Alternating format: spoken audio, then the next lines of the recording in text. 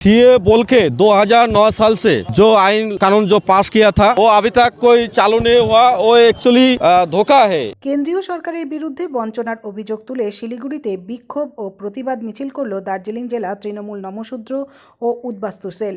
বৃহস্পতিবার দুপুরে শিলিগুড়ির বাঘাযতীন পার্ক থেকে এই বিক্ষোভ প্রতিবাদ পদযাত্রাটি করা হয়। এদিন এই বিক্ষোভ প্রতিবাদ মিছিল থেকে কেন্দ্রীয় সরকারের তীব্র বিরোধিতা করা হয়।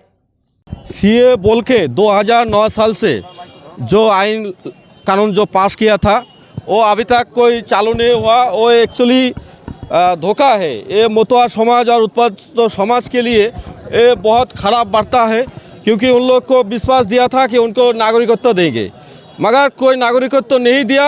अभी चुनाव आ गया, इसके पहले अमित शाह जी बोल रहा है सीए लागू होगा, তো সামনে যখন ভোট হবে তখন যখন ক্ষমতায় থাকবে না তখন কে সিএ লাগু করবে? এই ধরনের কথা মতুয়া সমাজ, উদ্বাস্তু সমাজ, তাদেরকে জাগাতে হবে, এই বার্তাটা পৌঁছাতে হবে।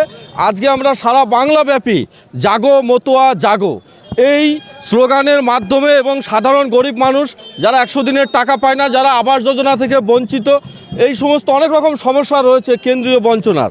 আজকে মতুয়া সমাজদের মানুষদেরকে বলা হচ্ছে যে শান্তানু ঠাকুরের আইডেন্টি কার্ড, সেই আইডেন্টি কার্ড নিয়ে সারা ভারতবর্ষে ঘুরবে এবং সরকারি তাদের সুবিধা দেবে। এই যে মিথ্যা কথা, একটা সম্প্রদায়কে বোকা বানানো, এটা সত্যি খুব ভারতবর্ষের আজকে এটা আমাদের কাছে অত্যন্ত দুঃখজনক বিষয় যে এইভাবে সাধারণ গরিব মানুষকে বোকা বানানো যায় না।